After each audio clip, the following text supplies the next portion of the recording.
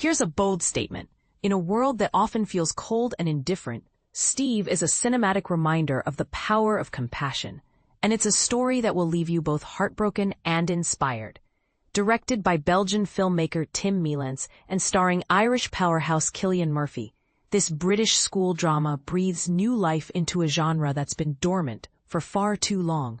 But here's where it gets controversial. Is it possible to truly make a difference in the lives of the unschoolable, or are we just throwing money at a lost cause? Steve doesn't shy away from asking these tough questions. Set in 1996 at Stanton Wood, a school for underprivileged youth, the film unfolds over the course of a day or two as a TV crew from Point West arrives to document the institution. On the surface, their visit seems genuine, a celebration of headmaster Steve's Murphy dedication to his students. But in a candid on-camera moment, the presenter reveals the crew's true motive. Some call it a last chance, others call it an expensive dumping ground for lost causes. With the program costing taxpayers £30,000 annually, it's no wonder resources are dwindling, and this exposé won't help matters. The film opens with Steve, but not on his way to work. Instead, he's in a field, gently coaxing Shy, a student smoking a joint and lost in drum and bass music, back to school.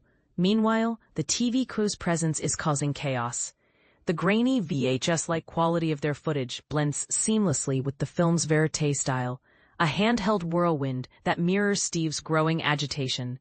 The catalyst? A meeting with the school board, a group that looks more like hedge fund managers than social workers, where it's revealed the crumbling school building will be sold by year's end.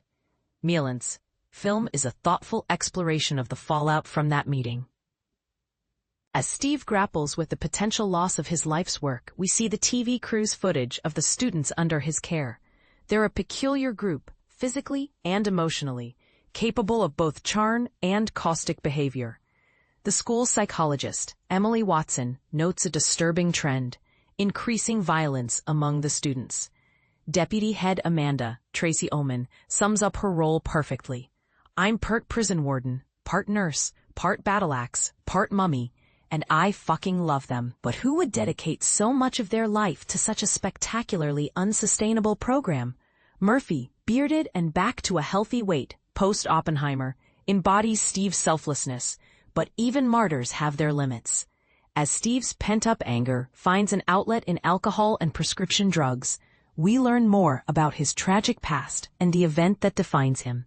This could easily have been a sentimental star vehicle, but Murphy shares the spotlight with a remarkable ensemble, particularly Ullman, who matches his unwavering dedication.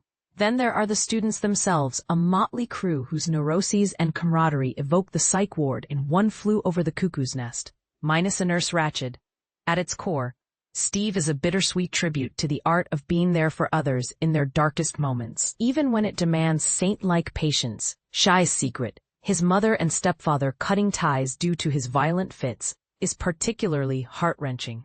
"But what if I need you?" he asks, incredulous and emotional. What indeed? And this is the part most people miss.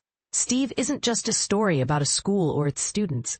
It's a mirror held up to society, asking us whether we're willing to invest in those who need it most, even when the odds seem stacked against them. Is compassion worth the cost? Let's discuss. What do you think?